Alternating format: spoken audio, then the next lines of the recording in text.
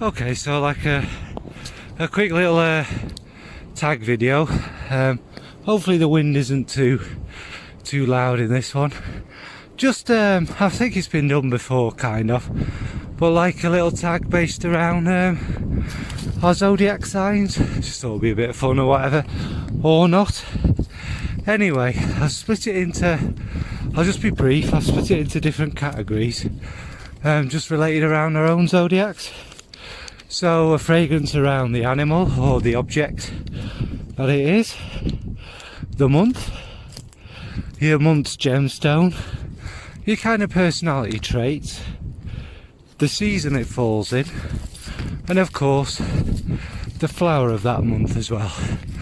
Okay, and I'll just have a little sit down and get the tags out of the way. So obviously, as always, anyone feel free to do it, and I think it's pretty simple, just a bit of fun. But I thought I'd tag some new people with a mixture of old people. You don't have to do it, there's no pressure or anything. But I thought I'd tag my northern friend Chantel Tiffany, Sam Smells, who's quite new to it all, Shireen Sharif on YouTube, who has a fantastic channel as well, Studio X Yasmin, who's a great reviewer, also Lizzie-Beth from Rose and Jones, and Scott from the Centurion. All have fantastic channels and will be linked, I hope, in the description thing. So yeah, I'll get into the video. So, cracking it off, I am a Taurus and I was born in May. So the animal or the object that you see in the sky, the celestial object, is of course a bull, which I've decided to scent with number 6. They're kind of a new brand on the scene, and number 6 is basically, it's a fragrance based around leather, and I think it kind of matches the concept of a bull, not just because of the leather, but it's quite dark and mysterious, and it's obviously bulls have that moody, sultry look, don't they? The kind of, you don't know whether they're going to get you or they're not. They just kind of stare at you menacingly, and sometimes I think they stare at you lovely with their big bull eyes, their big cow eyes. And that also is in the fragrance. There's a bit of a soft beauty in it, there's some lovely ambrette, and there's also a sort of beautiful florally, fruity kind of touch to it, and I think that represents the bull perfectly. So that's my... Next up is the season that my star sign falls in, and believe it or not, I'm a spring baby. I know everyone thinks you know, probably should have been born in the darkest depths of winter or something, but no, I'm actually a spring baby, and what I've gone for that is actually quite cheery. Not just the rain that spring's famous for. I've gone for a fragrance from a house called April Aromatics that does beautiful naturals, and it's called Nectar of Love, which I know you're surprised from me, but I think that kind of represents spring, because to me it's just like it's just like spraying a million different petals of all the spring flowers on you. There's rose petals, jasmine petals, just loads and loads and loads of petals of beautiful flowers. As you can imagine, it is absolutely gorgeous. It is so very up my street, and it's also got little hints of fruit, and I'd also say it's quite nectar-like, not like honey but like actual flower nectar, and I think it's an absolutely gorgeous one, and definitely is spring in a bottle. Next up is the month my star sign falls in. My birthday is May, and I looked this up. I thought, what's May famous for or something, and then again I've kind of gone back to the flowers a bit.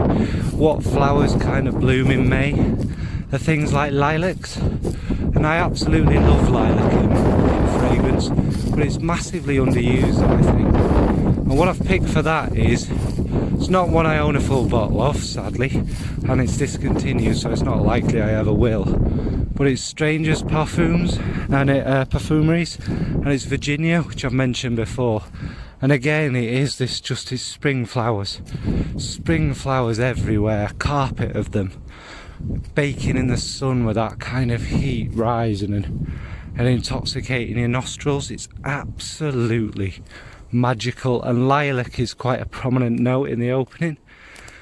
If you ever get a chance to smell it or see a bottle and you love floral fragrances, I'd definitely snap it up. It is absolutely gorgeous. So that's Strangers Perfumeries and Virginia, and that's for the month. Okay, so next is the Gemstone, and for me that's Emerald.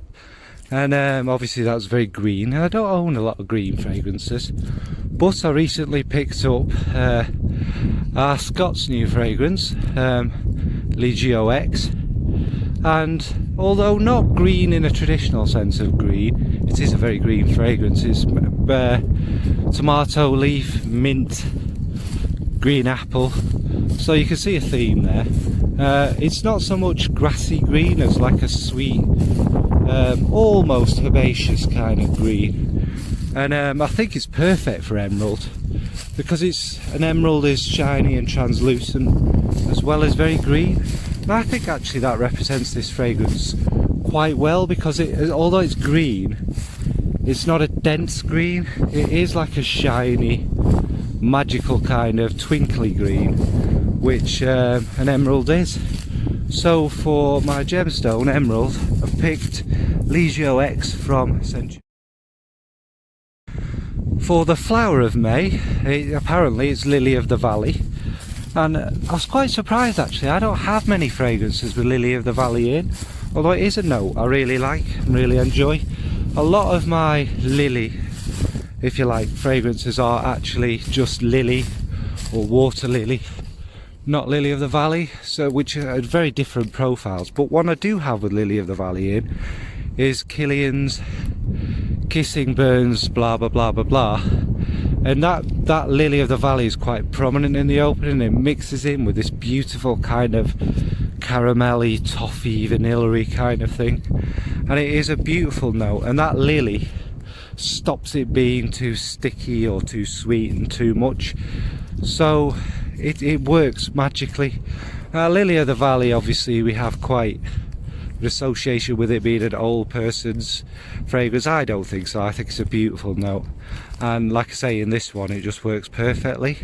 So for the flower of May, Lily of the Valley, I picked Killian's Kissing. And last on the list is my star signs personality, what they say we're supposed to be like. And for a Taurus, we're apparently very emotional, oversensitive, down to earth, good listeners, stubborn, warm, deeply intelligent, apparently. I'm not saying these words. And also very indulgent, loves food and loves materialistic things. I mean, come on. And the fragrance I've related to this has nothing to do with the love of materialistic, expensive things, and that's Killian's Rolling in Love. But I think it kind of does represent all of them, and me actually, to be fair. It is a deeply sensual, romantic, thoughtful kind of soft fragrance, isn't it? It is very musky, it draws you in, it induces, whatever, it kind of brings up emotions. It is a beautiful fragrance, and let's face it, yeah, it is very bougie. It is a Killian. It's not wildly strong, it doesn't wildly do anything, that's not how I'd want it to be, but it is all of them things. And I think it is like a bit like a Taurus. It's very down to earth and understated, but at the same time very magical. Not that I'm saying I'm magical, or us Tauruses are, but we are, let's face it. Anyway, that's the end of the list for the personality of a Taurus, Rolling in Love. And alright, it was a bit waffly. It's just a bit of fun. Anyone who wants to do it, do it. It's not, I don't own it. It's just because we all have different things representing the zodiac, so I'll be interested to see different people's takes on it, and bringing it back to your star signs and that. I also apologise for the kind of celestial objects. I did think when I was afterwards that I don't know what's going to represent some scales for a Libra, but I'm sure there's some very creative people out there. Alright, thanks, enjoy.